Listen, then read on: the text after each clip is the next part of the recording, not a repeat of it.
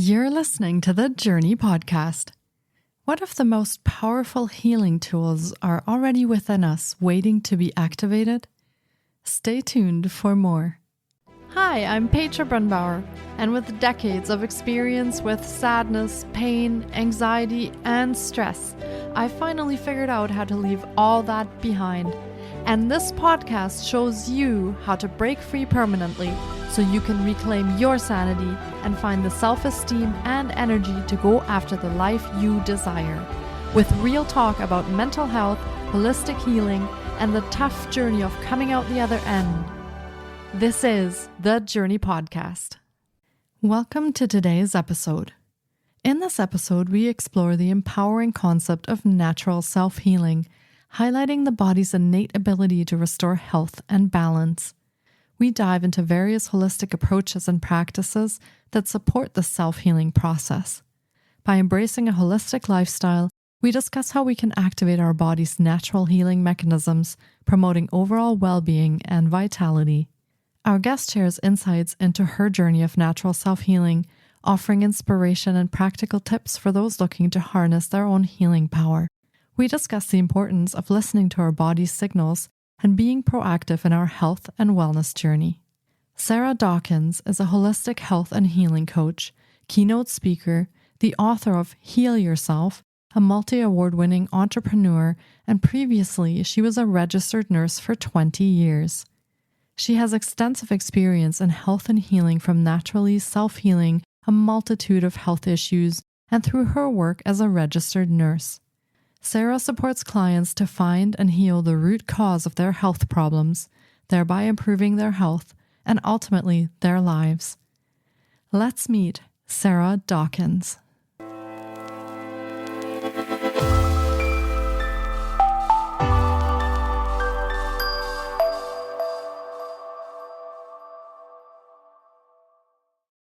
Hi, Sarah. It's so great to have you on the podcast today.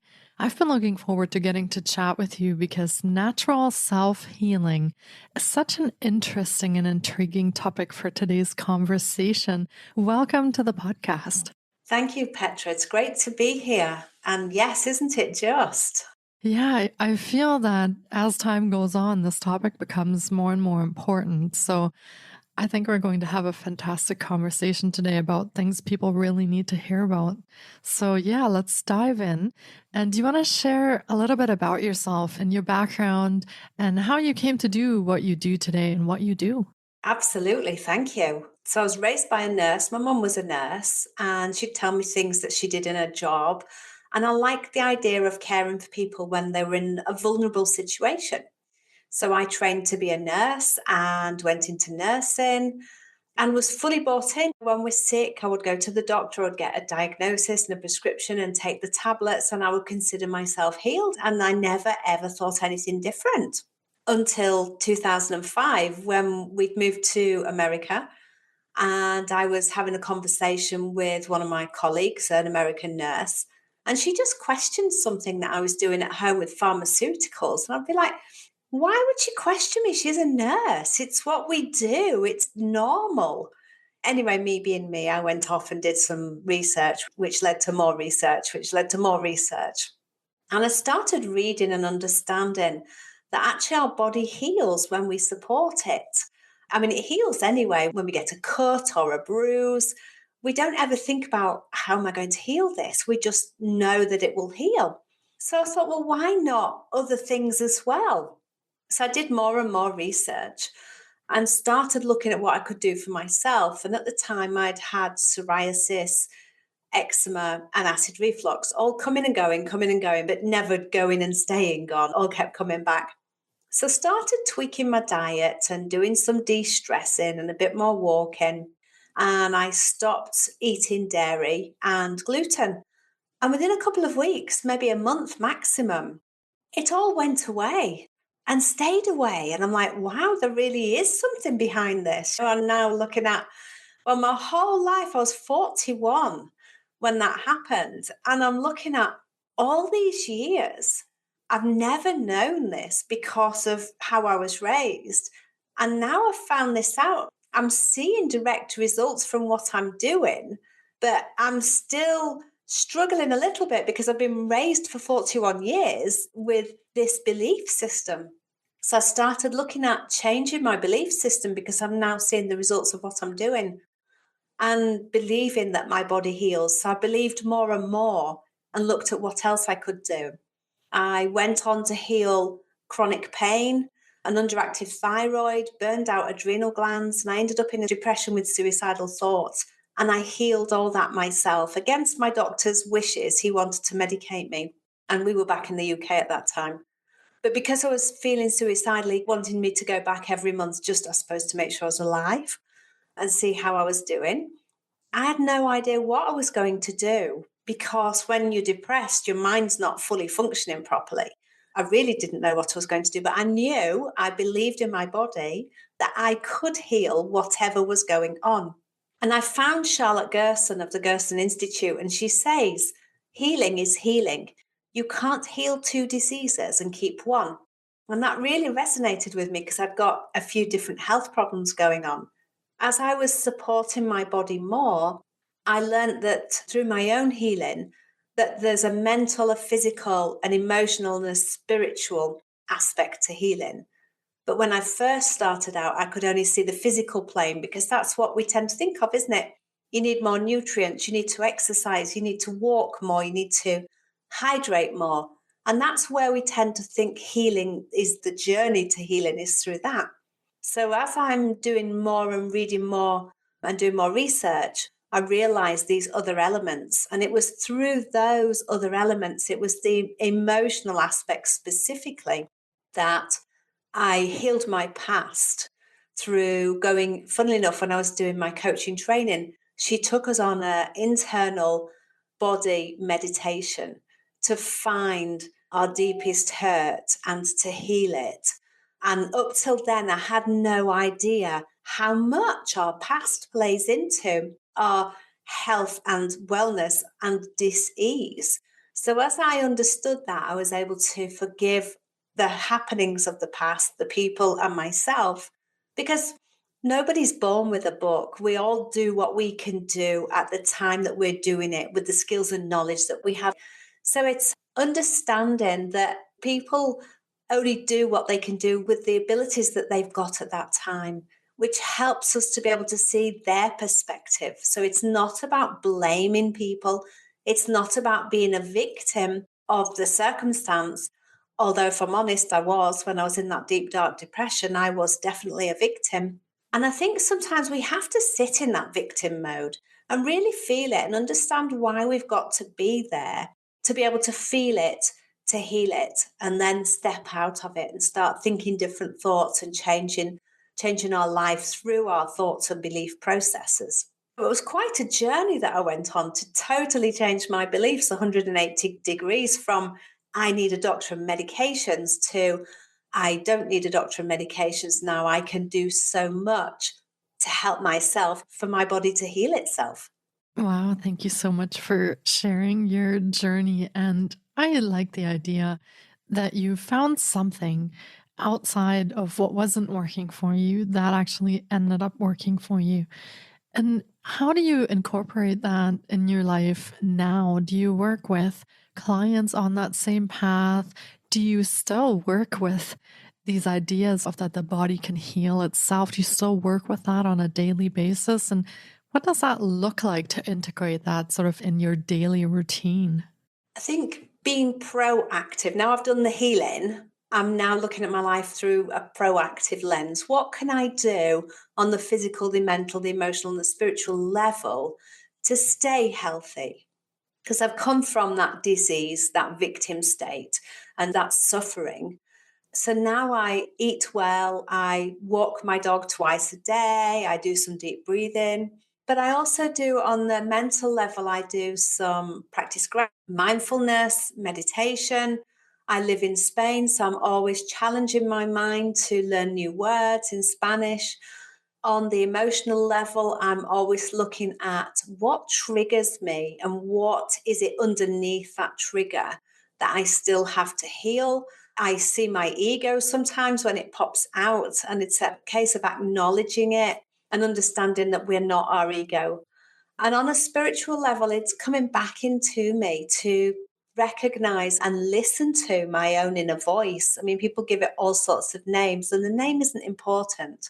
It's about listening to that voice inside you, that quiet little inner voice, because it's there for us, isn't it? It's there to help us, to guide us. So if we can come back and listen to that, then it will help us on our own journey. So that's how I manage my life. And I see clients, whether it's local or international, through video phone calls and help them to find the root cause of their health problems, because they all come from somewhere. And the Western medicine dishes out pharmaceuticals to stop the symptoms. We don't want to stop the symptoms. They are our messages that something's not quite right. So if we can dig underneath the symptoms and ask, why does my body need to show me this symptom? Why am I manifesting whatever symptom it is, whether it's pain or eczema or multiple sclerosis or autoimmune or anything? Whatever it is, why do I need to manifest that? What benefit am I getting from it? Because all of our symptoms serve us in some kind of way. And that's not to say we need to be a victim to it, but we can understand where we need to heal from the root cause. So I help clients just through talk therapy to identify, they give me their history and their problem and what's going on. And I'll ask them for more clarity around certain areas that they've discussed and get them to elaborate. And quite often they can make the link then between what they're seeing in their lives now and something that's happened in their past. And when they do, we can then work through that through the eyes of compassion and unconditional love, because you can't heal anything from hating it. You can only heal from a place of love. Yeah, that's a really good point. And it reminds me a little bit of, I think it was called the map of consciousness, was it from David Dr. Hawkins. Hawkins, right? That when we vibrate at these very low frequencies, like hate would be one of those, Yeah. it's not very good for our physical or emotional or mental being. And actually elevating our frequencies to something more like being grateful or loving, caring, raises those vibrations in our body as well. And that supports healing also. A really important part that even our emotions play in keeping our body healthy and vibrating at good frequencies. So it's kind of funny. We sometimes say, I want only good vibes. And I think we don't realize what that actually means when we come to healing. Yeah, very, very interesting.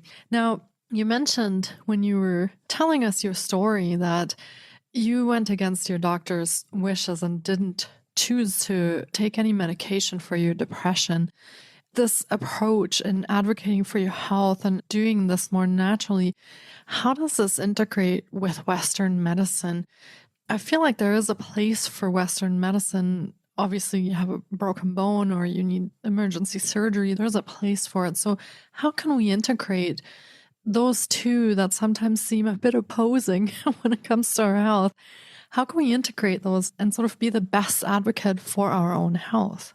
It can be challenging. Having worked in the system, it can be really challenging.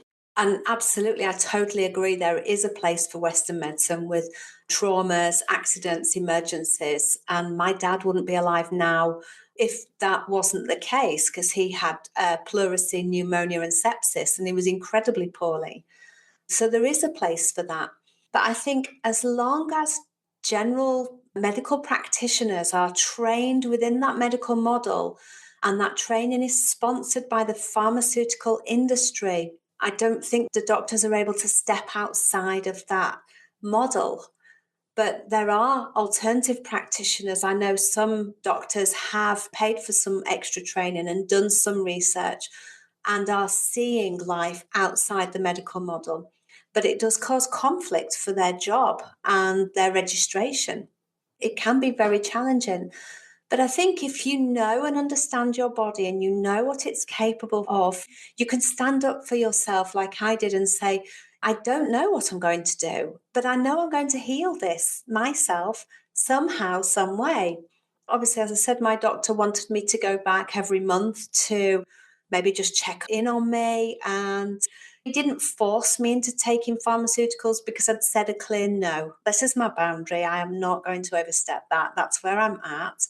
I was very thankful that he recognized that and ran with it. But other doctors, nurses might not. So it's a case of understanding what your body's capable of. But also sometimes we do need to step into pharmaceuticals at time because it's an old belief, and what we believe really plays out in our body. So if we believe pharmaceuticals work, then having to challenge that can cause conflict in itself. So some people will step back into pharmaceuticals because that's their belief at that time. So it's a case of just working with what your beliefs are, what you feel is right for you, because we are all unique. We're all the same, but we're all unique. You have to do what's right for you, and what's right for somebody might not be right for somebody else. And if you don't believe you can truly heal, then you're not going to truly heal because your healing follows your beliefs. So, as I say, if you need that pharmaceutical, that doctor, if you need to visit the hospital, then do so, because you won't heal until you follow what your belief system is. That's really interesting. Yeah. And so much, even in energy healing, centers around intent and belief and where that energy goes that we have set in our beliefs. So, yeah, that's a really great point. You also touched on something else really important, and that was root cause. And I do feel that very often in our traditional medical system, there just isn't the time or the resources to always hunt down the root cause of something. So, where does that leave us traditionally if we can't find the root cause? Does that prevent us from healing? And how do we go about finding the root cause outside of that? I think, again, it can bring challenges because healing is an acceptance of what is with a view to finding how to alleviate the symptoms and come back into our joy, which is inside of us. Pharmaceuticals alone don't bring us back into our own joy, they just stop the symptoms. And as I said, I'm not sure many doctors within the medical model can heal us, because at the end of the day, well, they can't actually, because it's our body that heals us. We heal ourselves. Yes, the antibiotics might support us. Yes, the surgery might support us. But our body is doing the healing. The antibiotics are not healing us. They're just killing bacteria. The surgery is not healing us. They're just putting something in or taking something out. Our body heals. We can support it in a variety of different ways. But to find the root cause, as you've rightly said, doctors don't tend to have the time, because the root cause can be hidden in a patient's history that they might never talk about. And I'll just give you an example. I've had two gentlemen clients over the past few months. Both have come to me with anger issues, and one also had health anxiety as well. And the one with the health anxiety had sought different counselors and therapists and had therapy over a period of years. And he said to me at the end of our very first session, "Nobody has asked me the questions that you've asked me." I said, "Because I'm trying to get to the root cause. I'm not asking you to relive your childhood to bring it all up. I'm asking you to relive it so we can pinpoint where your problems came from." And the other gentleman, who didn't have health anxiety, thought he had anger management. And it turned out he just didn't understand his personality type. Now, my husband's done a lot of work on personalities. So he sat in on our session. And whilst I was able to coach the gentleman, my husband threw some things in about his personality, which made him realize that it's normal for him to want to be alone. It's normal for him to want to be up early in the morning, but go to bed early at night as well. Whereas his wife was the opposite. She was up later in the morning. He was getting angry because he didn't feel he was fitting in with the life that he was, in inverted commas, supposed to have. So it's about an understanding of not just the root cause, but also who are we? What is it that we like to do? And are we trying to put ourselves into a role that is not who we are? There's lots of different aspects to look at to try and find what's really going on underneath the symptoms.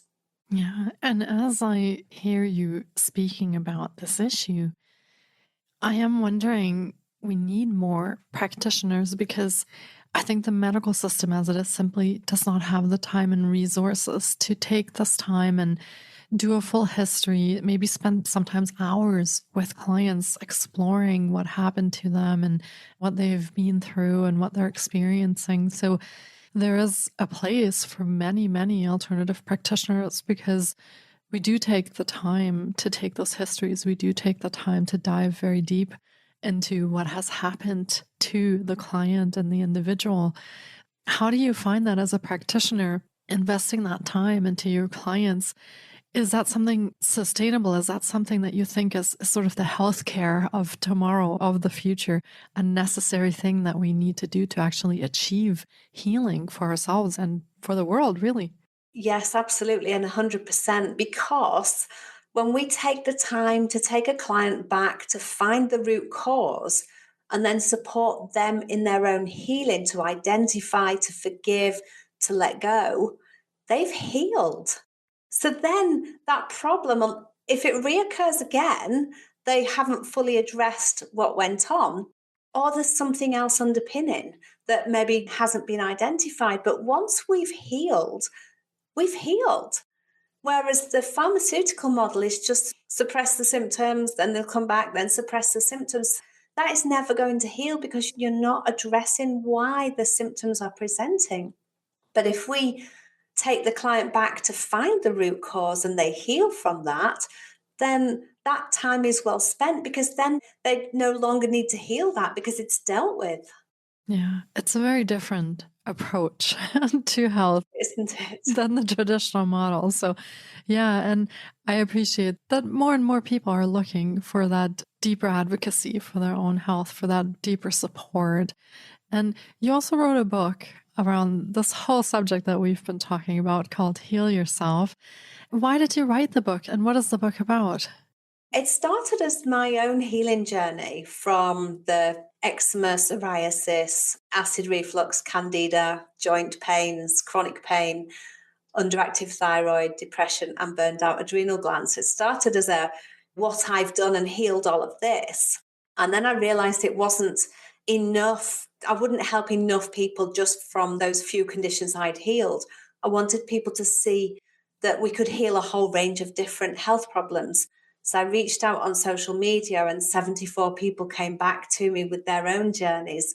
And it's just full of beautiful people sharing healing so many different autoimmune conditions, ALS, or motor neurone as we call it in the UK, multiple sclerosis, allergies, asthma, stroke, Lyme, lupus, cancer, so many different health problems. And in the main, I've got not just one, but two or more of each health condition to show people that we can. And the healers have written how they've healed in their own words the problems that they had. And it came from, I read a book by Joe Dispenza, and to paraphrase him, he says that for us to change our beliefs about something, we only have to see one person doing what we thought was impossible to do to be able to see that now it's possible. So that was the proviso for my book, to help people who were in the situation like myself, who thought we needed doctors and hospitals and medicine to heal, to now read my book and all these beautiful healers and say, well, actually, here's 75 people who've healed conditions, some of which doctors said are life threatening. They can't be healed. They definitely can't be healed outside of pharmaceuticals. It's a testimony, if you like, to the fact that our body is so powerful and we are so much more than we've ever been told that we are. So that's how it came about, just from my own healing and wanting to help others to see and step outside of the medical model as I had done. It's a very beautiful reminder, especially in these times where many people are so stressed out and burnt out and exhausted. And that belief and confidence in ourselves seems to have hit a very low point globally. We have so much illness, so much chronic pain in the world, and the numbers are just rising every year. So that's a very beautiful reminder to take that pause and look inside and start advocating for our own health and supporting ourselves on that healing journey. Now, you work with clients as well. So do you want to tell listeners a little bit about your programs and services so they can understand how they could work with you, what that would look like, and what you offer? Thank you. I work with clients at the moment on a one-to-one, and I have a course called Heal Yourself at Home on the platform Teachable. People can just work through that themselves if they want to. I also offer coaching that runs alongside that, and I haven't yet, but I am going to set up some group coaching to work with clients through my course and some one-on-one as well to support them. It's like Silver Spoon, if you like, it's handheld. Do it yourself step by step at your own pace, but I'm also here to help you and guide you through the challenging parts of it, because the emotional healing can be quite challenging for many because of fear, really, of looking back into the past to find the root cause. A lot of people don't have the confidence to do that. And that's where the support of a coach can come in, because we can help them see through the eyes of compassion rather than through the eyes of fear. Yeah, and especially if there was trauma or some challenging experiences, that can be a difficult situation. So having that support system and knowing that you don't have to walk that path alone is a great comfort. And you also have your own podcast called Heal Yourself with Sarah Dawkins. And our listeners can listen into your podcast from their favorite podcast provider. And we, of course, will be linking to all of your offerings in the show notes as well. So listeners, be sure to check there for how you can get a hold of Sarah, how you can find her podcast, and how you can have a look at the offerings that she's putting out if you'd like to work with her on your own healing journey and see what that would be like to advocate for yourself and start that first step on what might be bothering you to see if there's support and healing that you can find. Well, this has been another incredible episode, and I really hope our listeners have enjoyed this journey into natural self-healing as much as I have. This has been such a wonderful and enlightening conversation. Sarah, thank you so much for being here today and sharing your wisdom with us. Thank you for inviting me, Petra. It's been lovely to speak to you. Yeah, it's been my pleasure, and so many new things that I've learned again. So I truly appreciated that you were here, and take care, Sarah. Thank you. Thank you so much for taking time out of your day to listen in. If you enjoy the Journey podcast, please support us by subscribing, sharing on social media, and leaving us a review. We appreciate you. And you can find more of The Journey on Facebook, Instagram, TikTok, and our website, thejourney.com. Sending you love and courage, and see you next time.